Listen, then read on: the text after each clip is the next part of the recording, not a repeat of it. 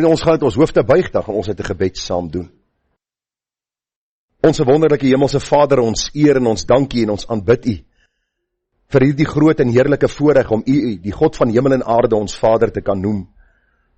Baie dankie vir Jesus Christus, ons heiland, ons verlosser, ons komende koning wat aan die kruis gesterf het, sodat ons ook 'n wonderlike hoop in die hemele in Christus kan hê. Baie dankie vir die wonderlike Heilige Gees, die Gees van waarheid en insig, die Gees van wysheid wat ons lei in die volle waarheid. En Vader, baie dankie vir die Bybel, die wonderlike woord van God. En U sê vir ons dat die hele skrif is deur God ingegee en is nuttig tot lering, tot weerlegging, tot regwysing, tot onderwysing in die geregtigheid, sodat die mens van God volkome kan wees vir elke goeie werk, volkome toegerus. Of ons nou in die Ou Testament lees, of ons nou in die Nuwe Testament lees, of ons baie op een slag lees of min, ons hoor God praat uit sy woord. Ons leer kosbare lewenslesse uit die lewe van die volk Israel, en ons sien hoe hardnekkige sonde mense lewe kompliseer, en dan sien ons ook, Here, vir hulle wat by Christus en by sy waarheid uitgekom het, en deur God lewend gemaak is, deur die werking van sy Gees en die wedergeboorte gesmaak het, dat hulle ook in 'n nuwe lewenswandel saam met U moet wandel, en hoe dit ook vir ons 'n aansporing is, om dan ons lewe te wy aan U, die komende koning, die Here van die Here, en die wonderlike God van die leerskare. Here, ons is vanmôre saam, omdat U ons saam geroep het in U naam. Dis nie net 'n gewoonte wat ons het om Sondag by mekaar te kom nie, dis ook 'n opdrag wat U ons gee, om nie die onderlinge byeenkomste te versuim nie. En daarom dank ek U vanmôre vir elke individu wat hier is. Dankie vir elkeen wat oor ver paaie heen gery het om hier te wees. Dankie dat U hulle bewaar het. Dankie vir elke gemeentelid, elke besoeker, elke kind, elke jongmens, elke senior burger. Here, ons eer U vir U goedheid, U genade en guns, en vra dat dit ook vir hulle maklik sal wees om vanmôre te luister. Vir hulle wat by huiskerke vanmôre saamkom, ons dink daar in Namibië, klomp mense wat saamkom en die waarheid van U woord aanhoor, dat U vir hulle baie ryklik sal seën. Ons dink aan die Namakwa-land waar daar mense is, verskillende plekke reg oor ons land en selfs in die wêreld. Dan eer ons U dat ons ook via die sosiale media U waarheid en U woord kan uitdra. En Vader, die gebed van my hart is dat U ons sal seën met al die geestelike seëninge in Christus Jesus ons Here. Wys U vir ons deur die woord die weg aan. Gee vir ons 'n gewillige hart om U te volg. Onderwerp ons wil aan U wil. En leer ons, Heer, U reg te wee. Wys die regte pad ons aan. Maak ons hart daartoe genee om met lus daarop te gaan. Baie dankie vir die wyse waarop U vir ons gemeente sorg. Dankie vir elkeen wat met 'n blymoedige hart gee vir U saak en U werk.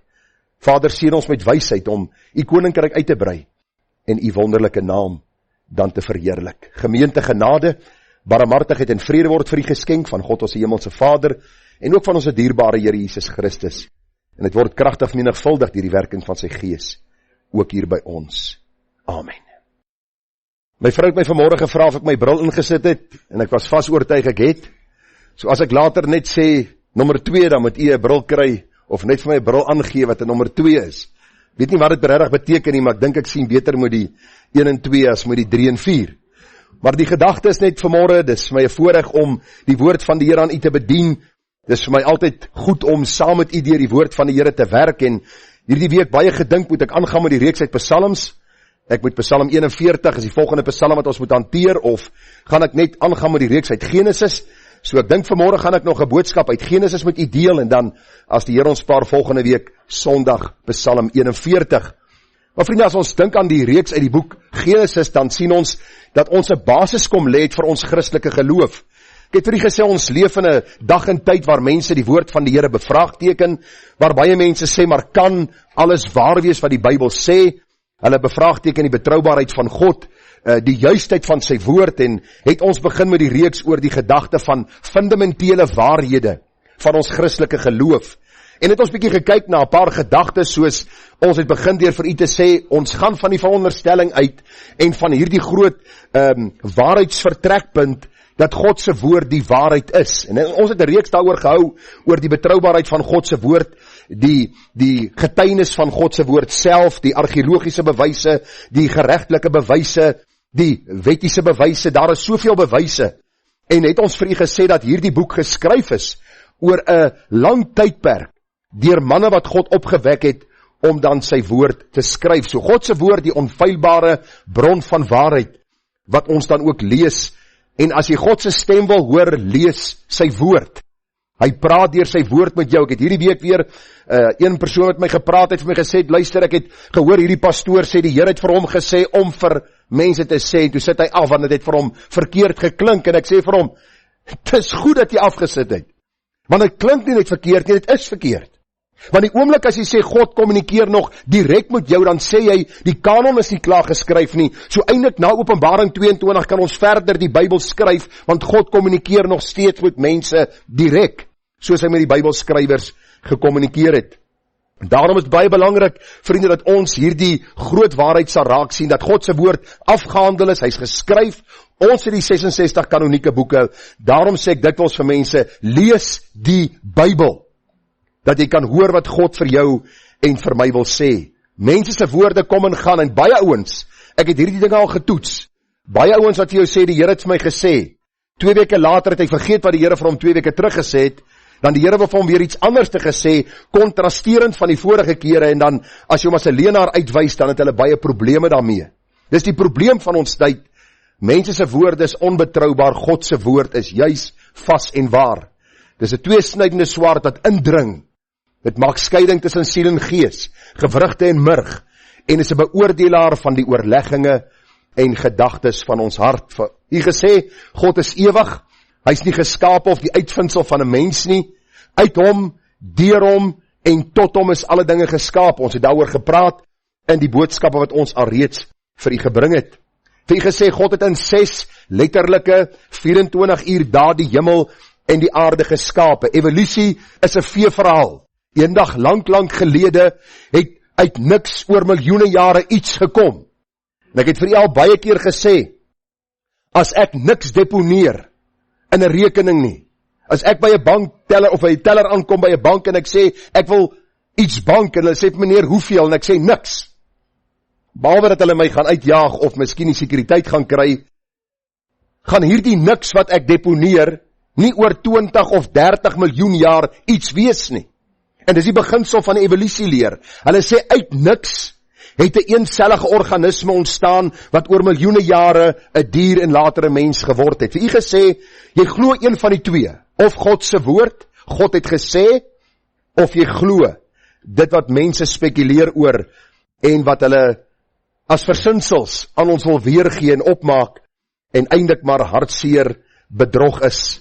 Daarom, die Bybel sê, en as u so 'n bietjie gaan lees, creationministries.com, al hierdie boeke wat geskryf is oor die skepping en die wonder waarheid van die skeppingsverhaal, en hoe die aarde nie langer of ouer as 6000 jaar kan, of 6 of 7000 jaar kan wees nie, dit kosbaar om hierdie waarhede te sien. Vriende, daar is nie 'n gaping van miljoene jare tussen Genesis 1 vers 1 tot 3 nie.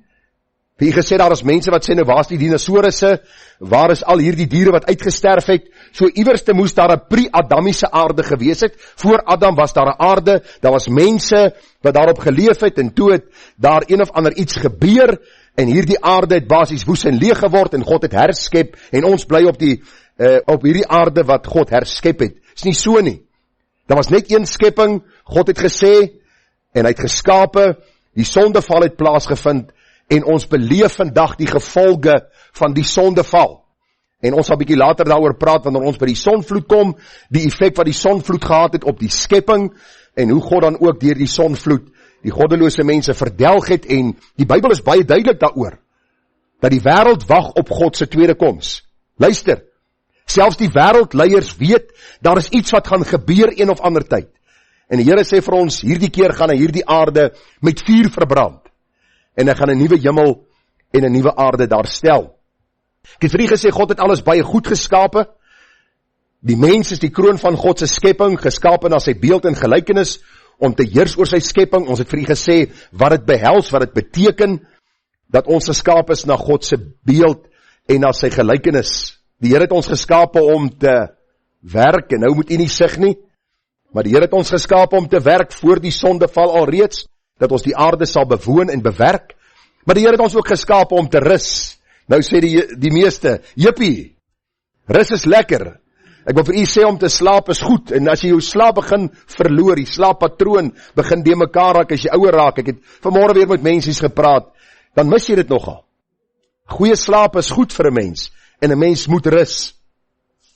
Jy is geskape om God te verheerlik, ons het uit Genesis raak gesien, die baie duidelike opdrag wat die Here die mens gegee het, luister en jy sal lewe, rebelleer en jy sal sterwe. Ons het gekyk na die huwelik, wat God ingestel het, tussen een biologiese man en een biologiese vrou. Daarom is daar nie so iets soos 'n huwelik tussen 2 mans of 2 vroue nie.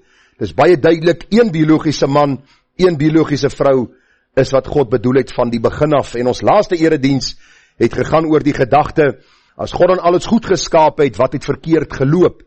Ek het vir u gesê, sonde is die probleem gewees, die mense rebellie teenoor God, die gevolge van sonde het ons na gekyk, die verwydering, die beskuldiging, al die dinge, 7 punte waarna ons gekyk het, en dan ook is daar enige hoop vir die mensdom of vir die sondaar wat hierdeur geraak is, en ons vir u gewys na Christus. Nou kom ons by vanmôre se diens, ons gaan vanmôre na 'n individu kyk, die man se naam is Kain, en voor u nou wonder, waar het Kain en Abel 'n vrou vandaan gekry?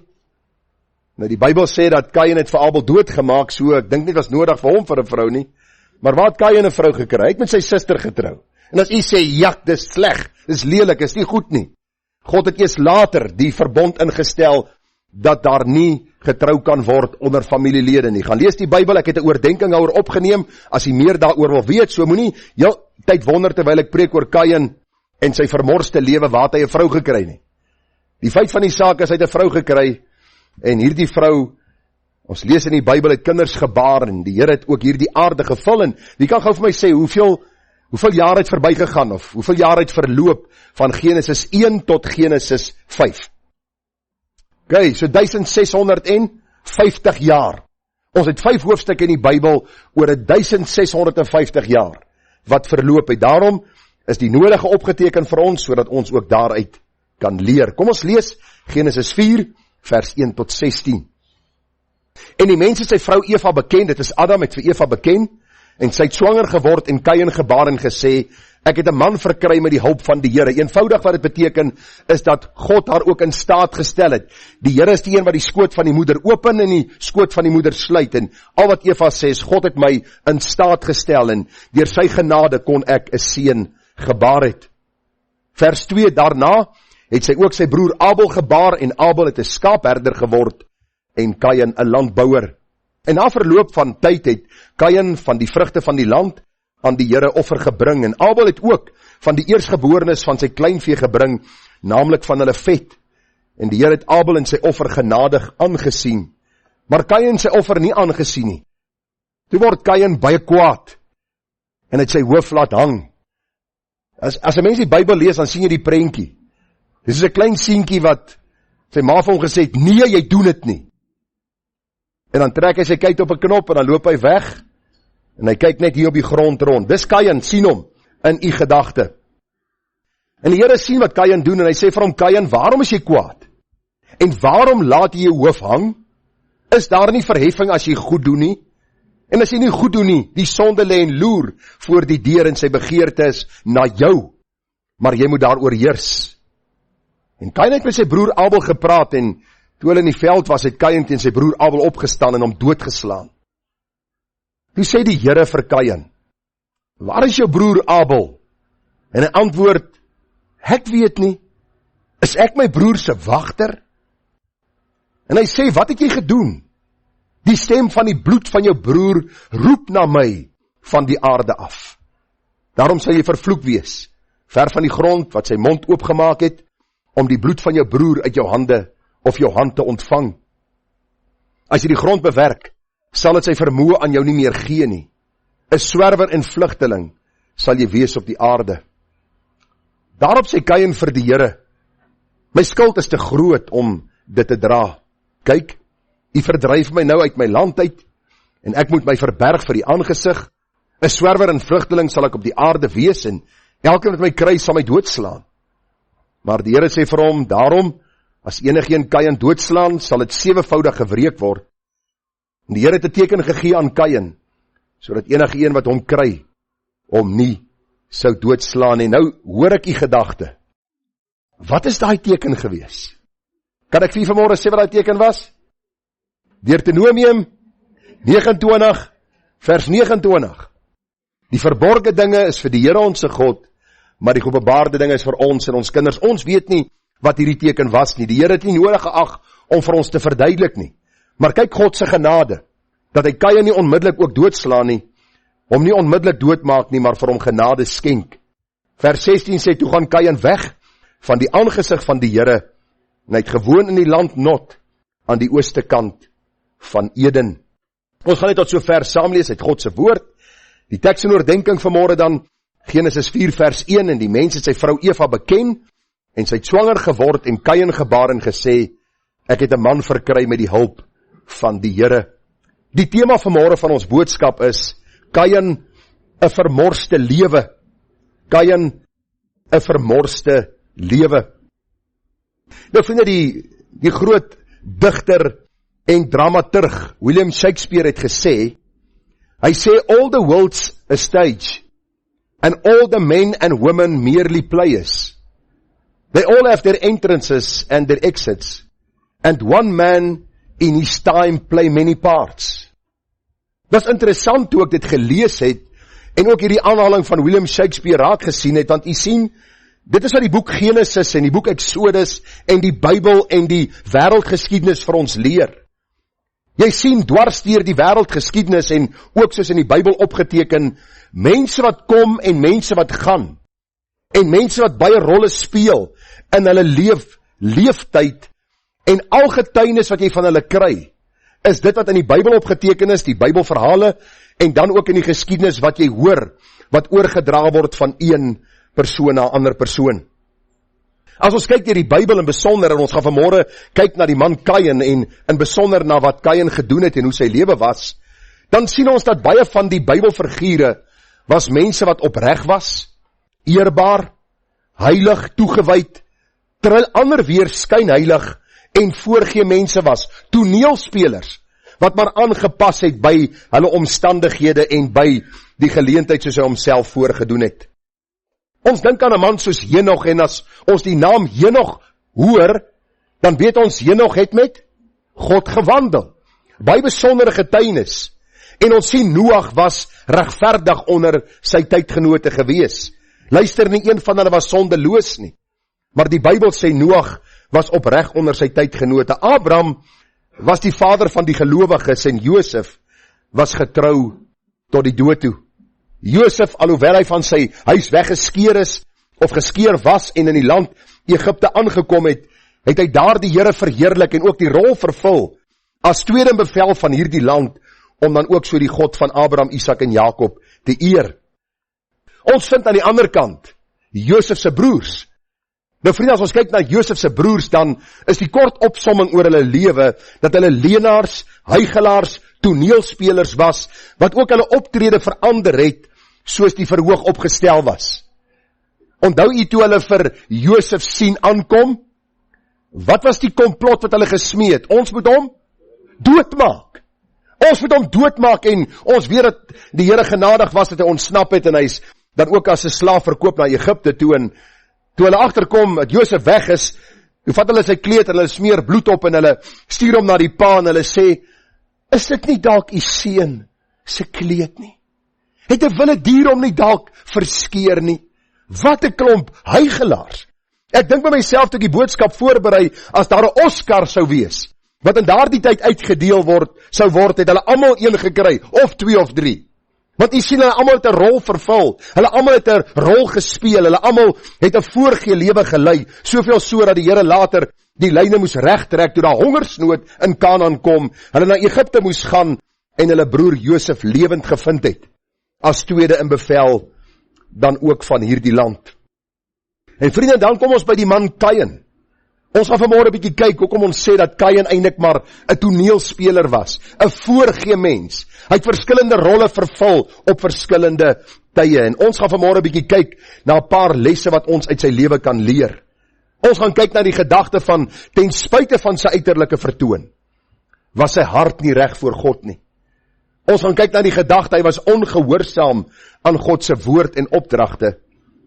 Hy word 'n leenaar en moordenaar, ons gaan dit uit die teks sien, en ons gaan vanmôre kyk na hy sterf as 'n onberouvolle sondaar, die hartseer getuienis van sy lewe.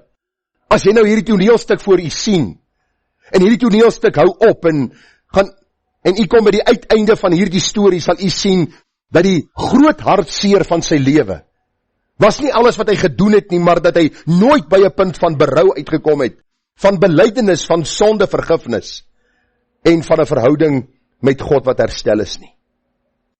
Voor ons aangaan met Kain se lewe, wil ek jou vra vanmôre, hoe sal jou en my getuienis wees, as ons vandag moet sterwe? Wat sal mense van my en jou sê? Wat se rol het ons gespeel? Ken mense ons werklik vir wie ons is? Of sê hulle maar hierdie ou is by die kerk so, en by die huis is hy so, en by die werk is hy so. Hy vervul verskillende rolle, en hy speel verskillende rolle, en hy's eintlik maar 'n voorgee mens, 'n toneelspeler, soos ons vanmôre sal sien in Kain se lewe. Ek vra dit van my eie lewe. Wat sien ander in my lewe? Wat sal die getuienis van die Here oor my lewe wees? Hoe sal ek eendag voor hom staan? En hoe sal ek rekenskap gee van my lewe? Daarom is belangrik dat ons vanmôre sal sien uit die lewe van Kain, dat daar sekere lesse is wat ons moet leer, en as ons die Here nie ken nie, dat ons vanmôre sal sien uit sy lewe, dat dit 'n oproep is, 'n genadige oproep, dat ons sal bekeer tot hierdie lewende God. Die eerste gedagte dan vanmôre, ten spyte van sy uiterlike vertoon, was sy hart nie reg voor God gewees nie. Nou vriende, daar's nie baie detail van Kain opgeteken in die Bybel nie. Daar's nie bladsye en bladsye geskryf oor hom, oor hoe het hy gelyk, hoe lank was hy, het hy 'n baard gehad, wat sy kleur oë het hy gehad, was hy fris, was hy maar, was hy vet. Daar word nie vir ons in die Bybel hierdie goed opgeteken nie. Die adres van die huis waarin hy gebly het, word nie opgeteken vir ons nie. Al wat ons vanmôre lees is wat die Bybel vir ons gee in hierdie paar kort sinne oor Kain. En ons kan sekere dinge aflei van sy lewe en ook in die teks raak sien, en daarom kan ek vanmôre vir u sê met die inligting tot ons beskikking, dat Kain se hart voor die Here nie reg was nie. Kom ek lees gou net weer vir u. Genesis 4 vers 2. Daarna het sy ook sy broer Abel gebaar, dis nou Eva wat vir Abel gebaar het, en Abel het 'n skaapherder geword en Kain 'n landbouer.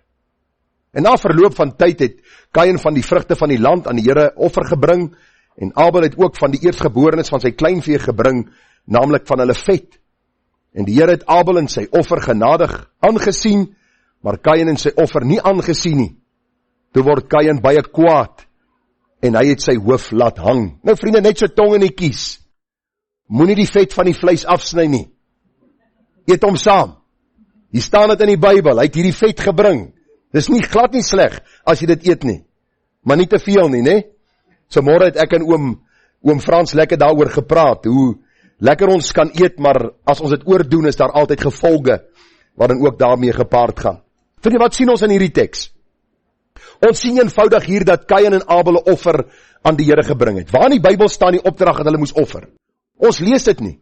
Al wat ons lees is dat Kain en Abel 'n offer gebring het, en heel moontlik het hulle dit geleer by Adam en Eva, want die eerste dier wat geslag was, die onskuldige in die plek van die skuldige, was nadat Adam en Eva in die tuin van Eden gesondig het die Here 'n dier geslag, en hulle moet die vel dan van hierdie dier beklee. So heel moontlik was dit 'n instelling wat gekom het, dat daar ook offers aan die Here gebring moes word, en baie mense sê vir ons dat die probleem hier was, is dat Abel het 'n offer gebring van diere, en dat Kain 'n offer gebring het van vrugte, en die Here het die vrugte offer gehaat. En dis nie so nie. As jy die Bybel gaan bestudeer, moes die volk Israel nie net diere geoffer het nie, maar ook vrugte gebring het, as 'n offer aan die Here, as 'n geskenk aan die Here. Ek lees dit vandag vir u. Deuteronomium 26 vers 1 tot 4 en vers 10. Daar staan, en as jy in die land kom, wat die Here jou God jou as 'n erfenis sal gee, en jy dit in besit neem en daarin woon, dan moet jy neem uit die eerstelinge van al die vrugte van die land wat jy inbring, uit jou land wat die Here jou God aan jou sal gee, en dit in 'n mandjie sit, en jy moet gaan na die plek wat die Here jou God sal uitkies, om sy naam daar te laat woon, en die priester moet die mandjie uit jou hand neem en dit voor die altaar van die Here jou God neersit. Vers 10, hier het ek dan nou die eerstelinge gebring van die vrugte van die land wat u Here my gegee het. Dan moet jy dit neersit voor die aangesig van die Here jou God en jou neerbuig voor die aangesig van die Here jou God. So, dit gaan nie hier oor dat Abel 'n offer van diere gebring het en Kain 'n offer van vrugte en die Here die vrugte offer gehaat en dan ook die diere offer van Kain af van Abel aangesien nie. Glad nie dit nie. Wat was die probleem? En onthou jy die punt, die opskrif van ons eerste punt? Kain se hart was nie reg voor die Here nie. Abel bring die offer van hierdie dier en daar is 'n aanbidding in sy hart teenoor God. Kain bring hierdie vrugte en daar is 'n weersin in sy hart teenoor God. Kain stel nie belang om hierdie offer te bring nie. Dis vir hom moeite. Sy mond en sy hand en sy liggaam doen iets, maar sy hart is ver van die Here. As u vir my vra, hoe kan ek so afleiding maak? Kom ek lees gou vir u wat staan in Hebreërs 11 vers 4. Daar staan, deur die geloof het Abel 'n beter offer aan God gebring as Kain, waardeur hy getuienis ontvang het dat hy regverdig was omdat God sy gawes oor sy gawes getuienis gegee het. En deur dieselfde geloof spreek hy nog nadat hy dood is. So Abel bring 'n offer met 'n hart wat lief is vir God. Uit geloof bring hy hierdie offer aan die Here en Kain aan die ander kant bring dit net omdat hy dit moet doen. En daar is geen gesindheid van liefde, van dankbaarheid, van aanbidding teenoor God nie. 1 Johannes 3 vers 11 brei bietjie uit daarop en hy sê, want dit is die boodskap wat julle van die begin af gehoor het, dat ons mekaar moet lief hê. Nie soos Kain, wat uit die bose was en sy broer doodgeslaan het nie. Hoor nou. En waarom het hy hom doodgeslaan? Die vraag, omdat sy werke boos was en die van sy broer regverdig. En vriende, ek het daaroor gedink, wat is die toepassing op my en jou vanmôre? Kain se hart was voor God nie reg nie. Wat is die toepassing vanmôre op my en jou? Want ek en jy bring nie offers nie. Niemand het 'n skaapie vanmôre gebring wat ek moet slag nie. Niemand het 'n mandjie vol vrugte gebring wat ons aan die Here sal offer nie. Daar is niks van hierdie goed vandag nie. Maar wat is die toepassing? Wat is die boodskap wat ons leer hieruit?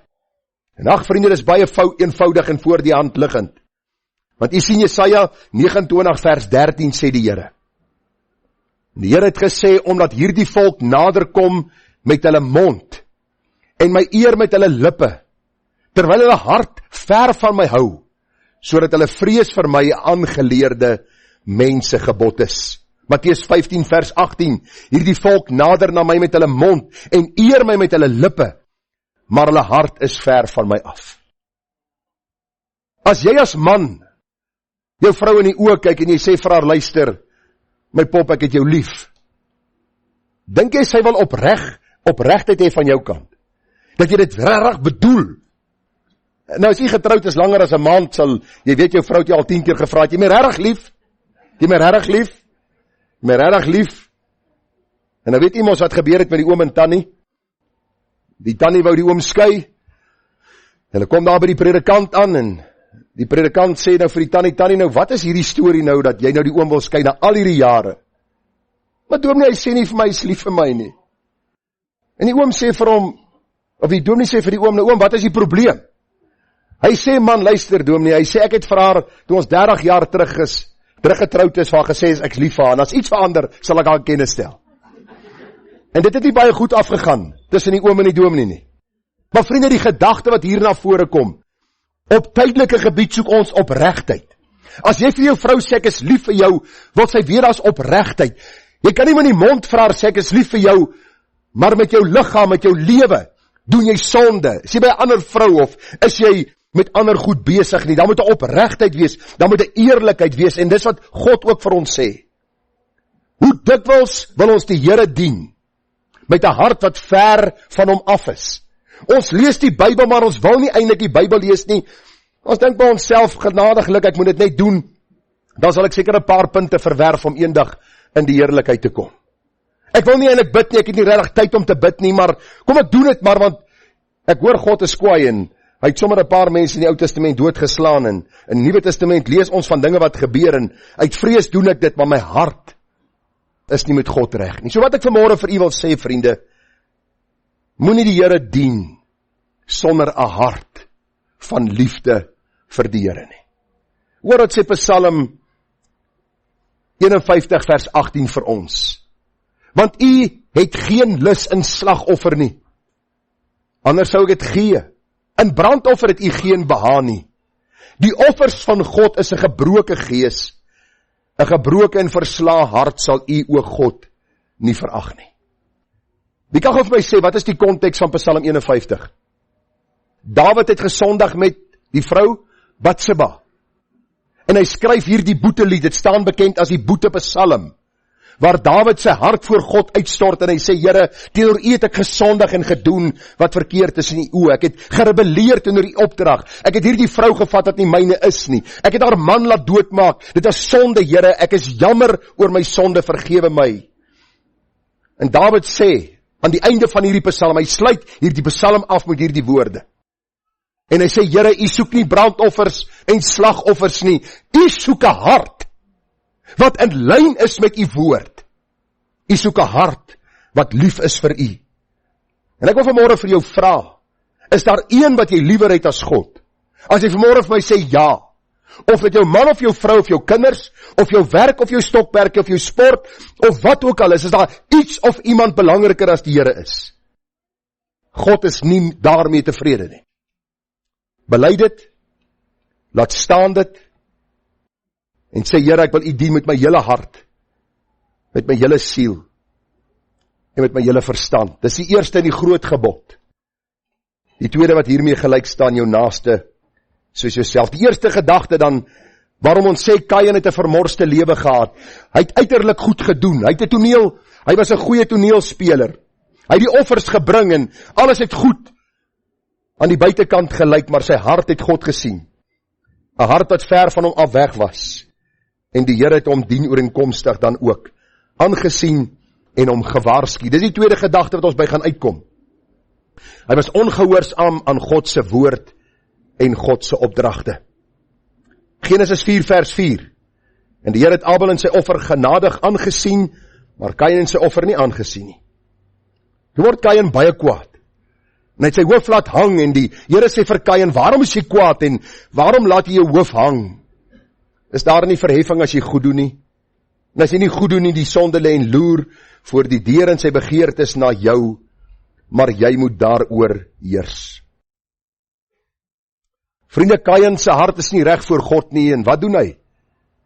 Sy hart begin bose planne teen sy broer beraam. Het Abel geweet van hierdie bose planne? Hoe sê die Landsbare advertensie? Obvious nie. Hy het nie daarvan geweet nie, hoekom nie? Want dan sou hy nie na Kain gegaan het in die veld nie, en hy sou nie doodgeslaan geword het nie. Luister, God ken ons harte. Dis die kruks van die saak. Kain begin in sy hart met bose planne. Hy is kwaad oor hierdie gedagte dat God op die einde van die dag die offer verwerp het. Luister, Abel het nie die offer verwerp nie. Dis God wat Kain se offer verwerp het. En nou is Kain baie kwaad. En wat sê die Bybel vir ons? Die Here kom in genade na Kain en hy sê vir hom, Kain, waarom hang jou gesig so? Waarom is jy kwaad? Wat is fout? Jy het verkeerd opgetree, jou hart voor my is nie reg nie. En die Here waarsku hom. Hy sê vir hom, luister, die sonde lê en loer. Die sonde begeer om oor jou te heers. Kain, ek waarsku jou betyds. Hier is my woord, luister daarna. Moenie dat die lewe of dat die sonde jou lewe oorheers en jou lewe oorneem nie. Sê gou vir my, het Kain geluister? Nee, die Bybel sê vir ons dat hy op 'n baie subtiele manier vir Abel uitgelok het en weggelok het van die huis en daar in die veld om doodgeslaan en ek wil vir u sê, dis nog 'n verhaal wat my kop de mekaar maak. Jy het nie eens 'n Sherlock Holmes nodig om hierdie saak op te los nie. Want jy sien toe die Here vir hom vra, waar is jou broer, toe sê hy, ek weet nie. Nou daar's net 4 mense op aarde, né? Adam, Eva, Kain, Abel. Eer is nie meer daar nie. Daar's net 3 wat skuldig kan wees. Maar hierdie man verontskuldig homself en sê, hy weet nie. Jy sien God waarsku. God sê vir hom, pas op, die sonde lê en loer. Ek sien wat in jou hart aan die gang is. Jy's besig om bose planne in jou gedagtes en jou lewe daar te stel, en pas op, draai weg van jou sondige pad. Die Bybel sê vir ons baie duidelik, dat Kain dit nie gedoen het nie. Wat is die toepassing vandag op my en jou? Het is wonderlik dat God se woord nog spreek, in die dag en tyd waarin ons lewe. Vriende, luister. Die Here praat met die ongeredde deur sy woord elke dag. Deur omstandighede, deur dinge wat gebeur. En die Here waarsku die ongeredde. Nou wie is ongeredde? Elke mens wat op aarde gebore word ongered gebore. Ons word buite God se koninkryk gebore. Ons word kinders van die duiwel gebore. Ons volg die weg van duisternis van ons geboorte af. Die Bybel waarsku die ongeredde dikwels. En die Here sê, want die loon van die sonde is die dood, maar die genadegawe van God is die ewige lewe in Christus Jesus ons Here. 1 Korintiërs 6 vers 9, of weet julle nie, dat die onregverdiges die koninkryk van God nie sal beerwe nie. Moenie dwaal nie, geen oreerders of afgode dienaars of egbrekers, of wellustelinge of sodomiete of diewe, of gierigaards of dronkaards of kwaadsprekers of rowers sal die koninkryk van God beerwe nie. Die Here praat uit sy woord, die Here proklameer hierdie waarheid, dit word van kansels verkondig, en wat doen die ongeredde vandag? Wat doen die meeste kerke vandag? Ons druk ons ore toe, ons sê, God is onredelik in sy opdragte, net soos Kain gedoen het. Druk ons ore toe en ons laat vandag toe dat homoseksuele in die kerk trou. Ons laat toe dat homoseksuele predikante word. Lesbiese paartjies word vandag die dominee en die mevrou. En jy kan kies wat sy ene dag dominee of mevrou wil wees. Jy sien, is die probleem van ons tyd. Die ongeredde hoor God sy stem, hulle hoor sy woord, hulle hoor sy waarskuwing, en hulle is heeltyd besig om hulle ore toe te druk, en hulle wil nie na God luister nie. Galasiërs 6:7, moenie dwaal nie. God laat hom nie bespot nie. Want net wat die mens saai, dit sal hy ook maai. Ek het vir u nou die dag gesê dat die oorgrote meerderheid van Suid-Afrikaners reken en eintlik wêreldwyd dat jy net moet sterf om in die hemel te kom. Die dood is die toegang na die hemel. Dis nie meer vandag of jy goed of sleg gelewe het nie. Almal wat doodgaan is in 'n beter plek. Ek dink as jy vir 'n oomblik die skreefie kan ooptrek, na die dood van daardie persoon, sal jy miskien tot 'n hele ander insig kom. Want die Bybel sê vir ons baie duidelik, dat almal nie die koninkryk van God beerwe nie. Kain, sy hart is voor God nie reg nie. Hy begin met hierdie bose planne en gedagtes in sy broer Abel, hy's kwaad, hy's ongelukkig. Die Here waarsku vir Kain en sê, Kain, luister, die sonde lê en loer voor jou deur, jy moet daaroor heers. Kain druk sy ore toe, en so maak die wêreld vandag.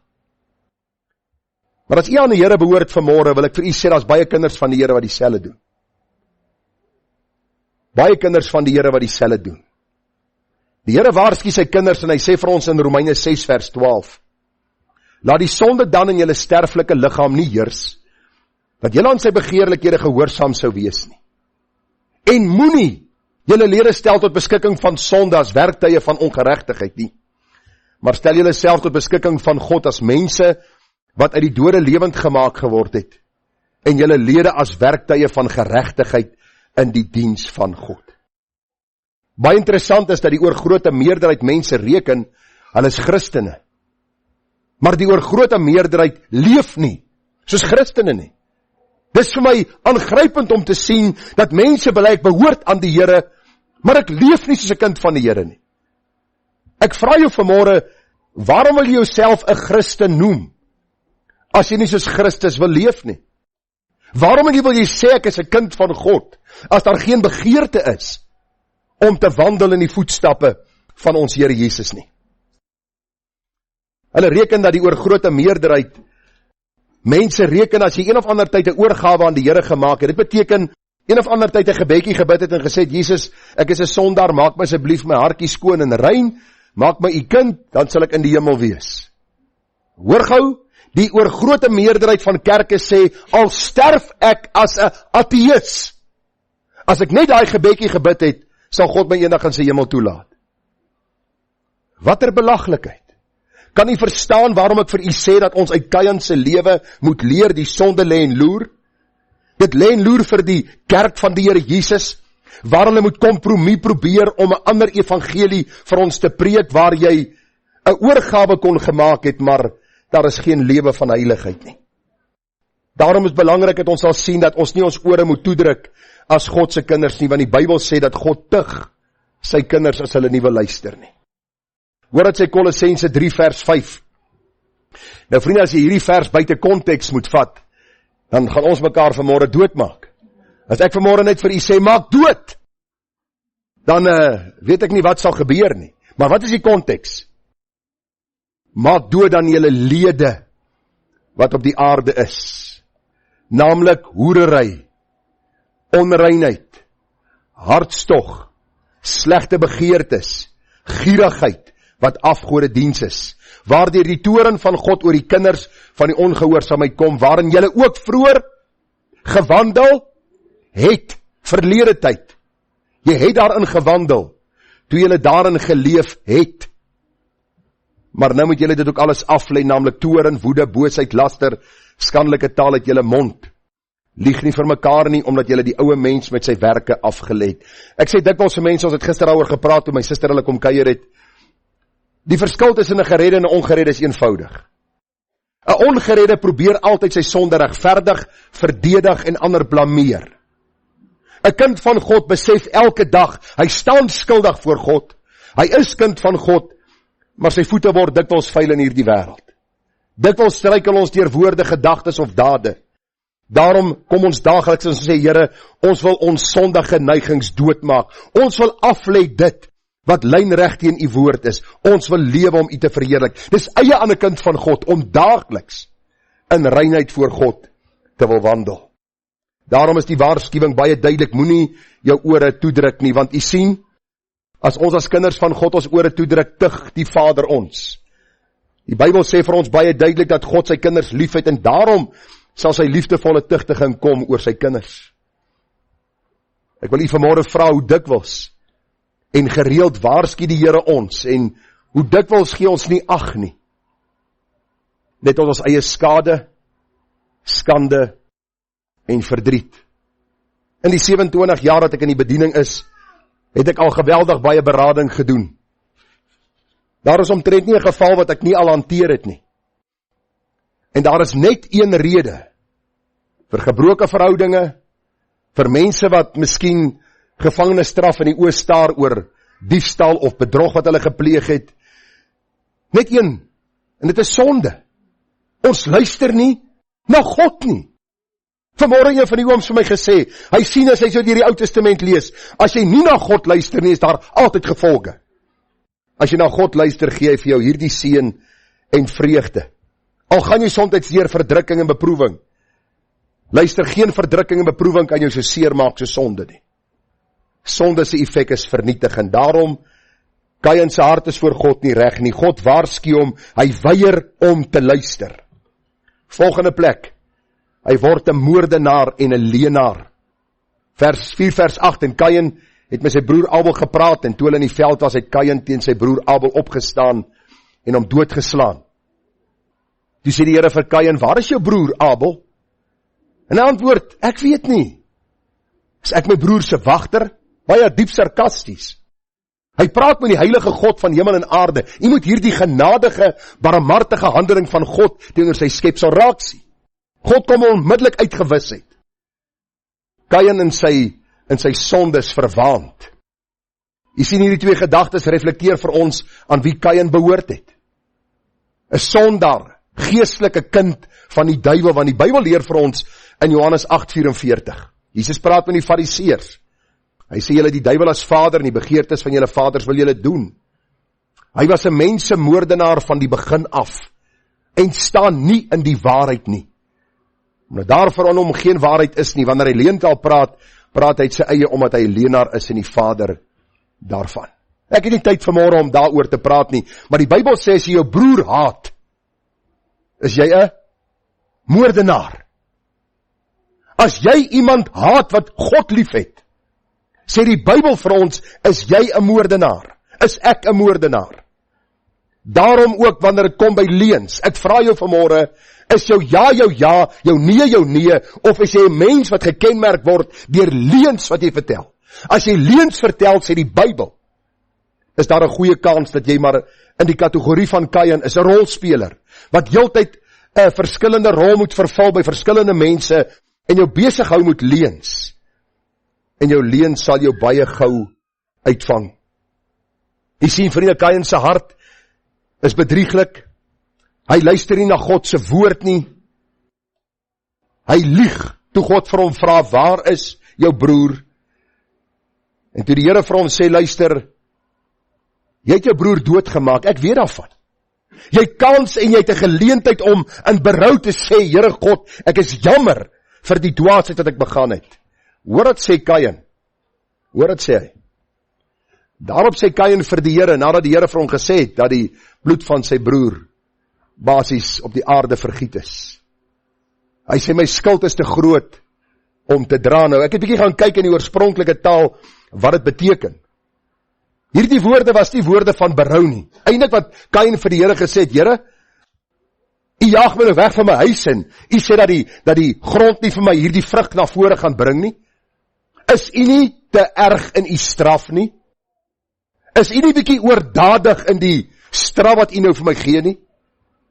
Ek wil hê jy moet vanmôre Kain se hart sien, jou hart sien, en ek sien my eie hart.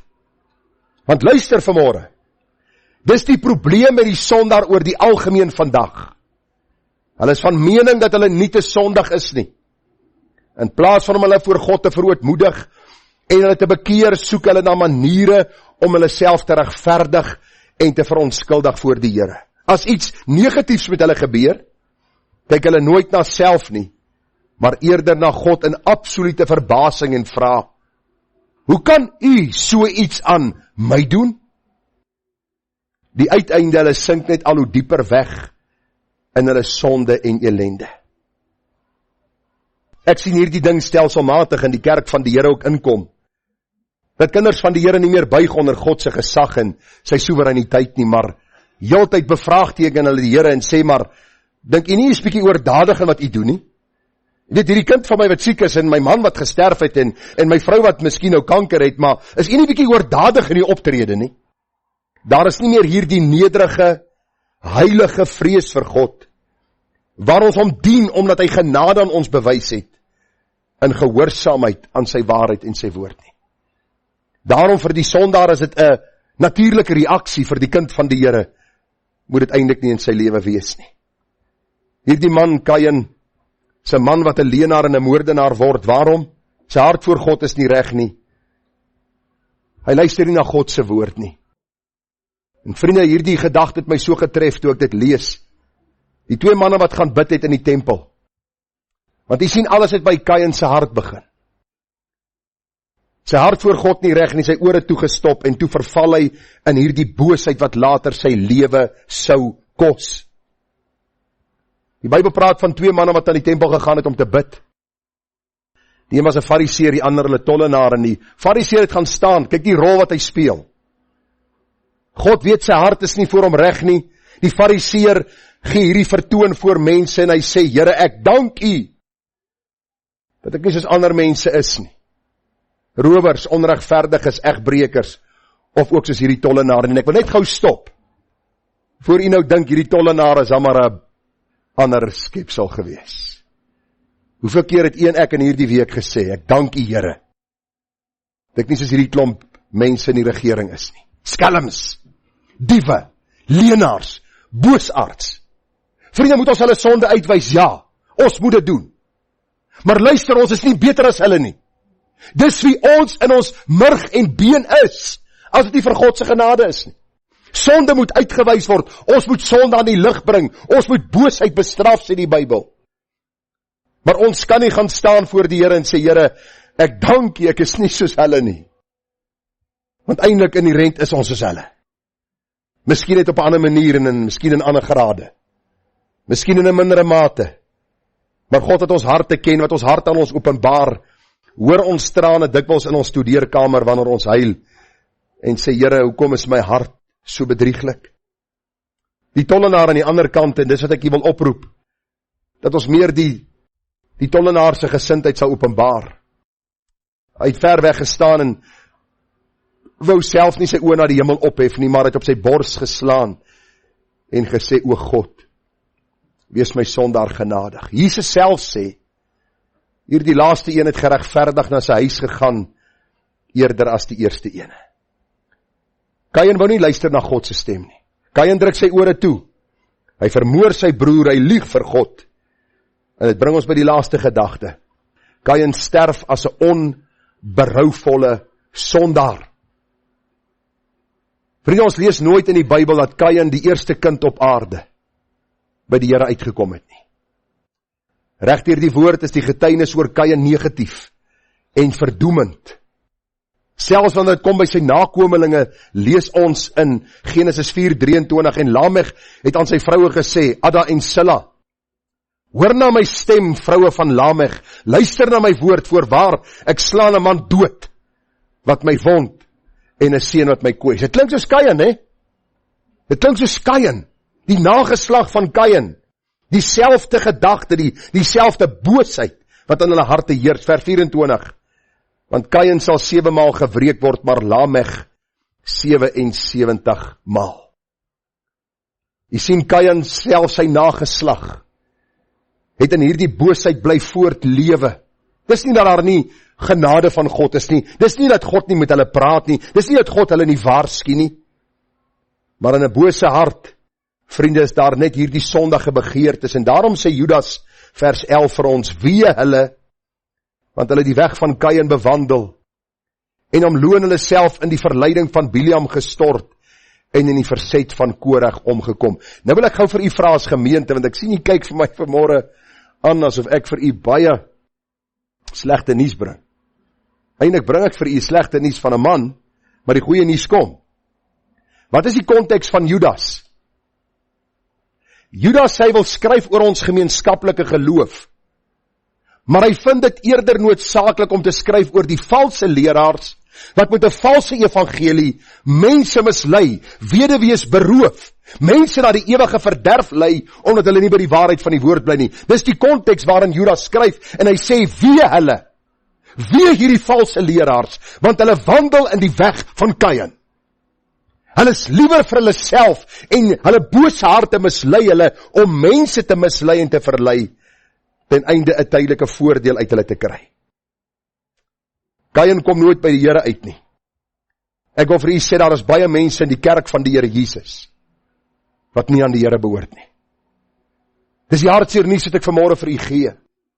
Wanneer laas jy jou hart ondersoek voor God, om te vra, Here, is ek regtig u kind? Hierdie week, een van my dagstukkies van Spurgeon het gepraat oor Johannes 3. As iemand nie weergebore word, en hy sê daar in daai dagstukkie, ondersoek jou hart, maak seker dat jy nie geloof is, stel jouself op die proef, of is jy nie seker dat Christus in jou is nie. 1 Johannes 3 vers 11, want dit is die boodskap wat julle van die begin af gehoor het, dat ons mekaar moet lief hê, nie soos Kain wat hy die bose was, en sy broer doodgeslaan het, en waarom het hy hom doodgeslaan? Omdat sy werke boos was, en die van sy broer regverdig. Dis die hartseer einde van die eerste kind op aarde. Hy sterf as 'n onberouvolle sondaar. Die Nuwe Testament gee getuienis van sy bose lewe. Hy het verskillende rolle gespeel in sy lewe. Hy het 'n vorige lewe gelei. Hy het 'n vlugteling geword. Hy was die seun van Adam en Eva. Hy was 'n man wat in wreedheid en in hardheid sy lewe geleef het, net soos hy wou. Ek gaan die boodskap vanmôre afsluit, vriende. Want een ek word almal 'n Kain gebore. Luister. Ek wil dit vanmôre met dubbellyne onderstreep wat u hoor. Ek en elkeen van hier voor tot daar agter word as 'n Kain gebore. Hoor wat sê die Bybel vir ons? Want ons almal het gesondig en dit ontbreek ons aan die heerlikheid van God. Daar is geen mens wat vanmôre hier voor my sit wat kan sê ek is nie 'n sondaar nie. Ek staan nie skuldig voor God nie. Die Bybel sê in Prediker 7:20, daar is geen regverdige mens op die aarde wat goed doen sonder om te sondig nie.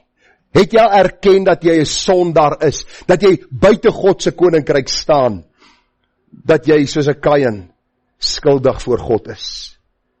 1 Johannes 1 vers 8 sê, as ons sê, dat ons geen sonde het nie, mislei ons onsself en die waarheid is nie in ons nie. As ons ons sondes bely, is getrou en regverdig, om ons die sondes te vergewe en van alle ongeregtigheid te reinig. As ons sê dat ons nie gesondig het nie, dan maak ons hom tot 'n leienaar en is sy woord nie in ons nie.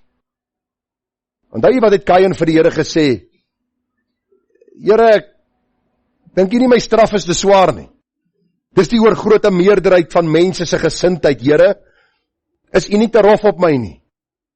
Die ewige oordeel wat voor lê, is dit nie miskien 'n te erge straf vir 'n mens nie. Ons is maar net vlees en bloed nie. Die hele gedagte van Kain se lewe, vriende, is dat die oorgrote meerderheid van mense sal sterf as onberouvolle sondaars, omdat hulle nie hulle sonde voor God wil erken, bely en laat staan, sodat hulle barmhartigheid kan verkry. En nie is die goeie nuus wat ek vanmôre mee wil afsluit. Jy sien, daar is net een uitweg. Daar is net een oplossing. Daar is net een verlosser.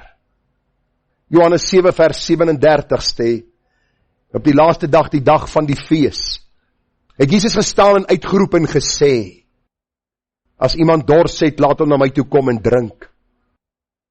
Hy wat aan my glo, soos die skrif sê, strome van lewende water sal uit sy binneste vloei. Miskien is jy vanmôre geestelik dors. Miskien sit jy vanmôre hier, jy het goud, jy het silwer, jy het 'n huis, jy het 'n kar, jy het 'n werk, jy het 'n bonus, jy het 'n pensioen, jy het 'n vrou, jy het kinders, maar jy sê, Here, ek is stikkend. U weet en ek weet, my hart is stikkend. Ek sien nie kans vir die dag van môre nie. Ek leef 'n voorgee lewe. Ek speel die regte rol vir die regte mens op die regte tyd, maar u en ek weet, alles is stikkend in my binneste. Dan wil ek vanmôre vir u sê, die Here het gestaan op die dag van die fees. En hy het vir die volk wat met dieselfde probleem sit as jy en ek, die sondeprobleem, het hy vir hulle uitgeroep. Hy het dit hard gesê, dat hulle kon hoor. Hy is die oplosser. Hy is die oplossing. Hy is die een wat vergifnis gee. Ek gee nie om hoe groot jou sonde en ellende is nie. Kain, jou sonde, die sonde lê en loer voor die deur, sy begeertes na jou heers daaroor. Kain wil nie luister nie, hy sterf in hierdie toestand. Gaan jy soos Kain jou ore vanmôre toedruk en sterf in jou sonde? Of gaan jy vanmôre die stem van God hoor wat sê, as jy dors het, kom drink. Nou, ons almal het al dors gehad. Ons almal was al so dors dat ons tonge teen ons verhemelte vasgeklou het. As jy daai glas yskoue water vat, en jy begin om drink en die dors word geles, is daar 'n dankbaarheid in jou siel en jou hart. Die Here is baie meer as water vir 'n dorstige mens. Hy bring vrede vir jou siel. Hoor dit sê Johannes 8 vers 12. En Jesus het weer met hulle gespreek en gesê, ek is die lig van die wêreld, wie my volg sal sekerlik nie in die duisternis wandel nie, maar sal die lig van die lewe hê. Luister, ek sien elke dag in my lewe hoe mense in die donker rondtas. Hulle het alles wat die wêreld hulle bied, maar geestelik is hulle in die stik duister, donker nag vasgevang. Daar is 'n helder lig wat skyn op Golgotha se heuwel. Christus Jesus wat aan die middelste kruis gehang het, wat uitgeroep het, dit is volbring. Hy sê ek is die lig van die wêreld. As jy vanmôre in die duisternis wandel, kom na hom, dat jou sonde geopenbaar kan word en dat jy kan lewe. Johannes 10 vers 9, die Here sê, ek is die deur. As iemand deur my ingaan, sal hy gered word, en hy sal ingaan en hy sal uitgaan, en hy sal veiding vind. Ek is die goeie herder. Die goeie herder lê sy lewe af vir die skape. Johannes 14 vers 6. Ek is die weg en die waarheid en die lewe. Niemand kom by die Vader uit behalwe deur my nie. Dis die boodskap van Kain. Kain het sy lewe geleef vir homself. Hy het sy lewe geleef in hierdie toestand van sonde. Hy het God se genadige roepstem van hom weggeskuif. En Kain se getuienis is, hy het hierdie wêreldse platform verlaat. En die getuienis is, hy is 'n bose man gewees. Ek wil vanmôre vir jou vra, as jy vandag moet sterwe, as ek moet sterwe, sal die getuienis wees, dat die lig van die wêreld, Christus Jesus, het my en jou sonde vergewe, en dat ons met God versoen is deur Jesus Christus. Dat nou ons nou 'n lewe leef wat hom welbehaaglik is. Ek pleit by jou vanmôre, moenie aan sonde vashou nie. Die uiteinde is vernietiging. Ek pleit by jou vanmôre, vlug na Christus, vlug na hom, dat hy vir jou reiniging, vergifnis en verlossing kan gee. Kom ons bid saam. Vader, ons slaan ons hande saam as ons kyk na Kain se lewe. Ons dink aan al die voorregte wat hy ontvang het uit u Vaderhand. Ons wonder by onsself, waarom sou hy met hierdie hart van boosheid geweier het om te buig onder u gesag? En ons het nie altyd die antwoorde vir al die vrae wat ons het nie. Maar een ding wat ons weet is, u het vanmôre in die woord baie duidelik gesê, dat u is die een wat die dorstige siel versadig met u geestelike water. Here, u is die een wat ons uit die duisternis van sonde kom haal, want u is die lig van die wêreld. U is die goeie herder, wat u lewe kom aflê het vir die skape. U is die deur waardeur ons moet gaan. U is die weg, die waarheid en die lewe, die enigste weg na God die Vader. En Here, daar is maar net een oplossing, een antwoord vir elke Kain vanmôre, wat na hierdie boodskap luister. Vir elke mens wat in sonde ontvang en gebore word. En dit is om soos die tollenaar van ouds uit te roep. O God, wees my sondaar genadig. Help ons om nie, Here, van hierdie wêreldplatform weggeneem te word, te sterf, en bekend te staan as 'n man wat baie rolle vervul het, en baie rolle gespeel het, en baie 'n voorgee lewe gelei het, en dan voor God moet gaan rekenskap gee nie. Maar mag ons die genade vind uit u Vaderhand om ons te bekeer, weg te draai van ons sonde, en Here, een lewe te leef, 'n hart toegewy aan Christus, opreg, eerbaar, sodat die dag wanneer ons sterwe, van ons gesê kan word, hy het die goeie stryd gestry. Hy het die geloof behou, en die woorde van u sal hoor gaan in die vreugde van jou Heer. Vader, ek bid dit in u naam, en ek bid dit met dankseggings. Amen.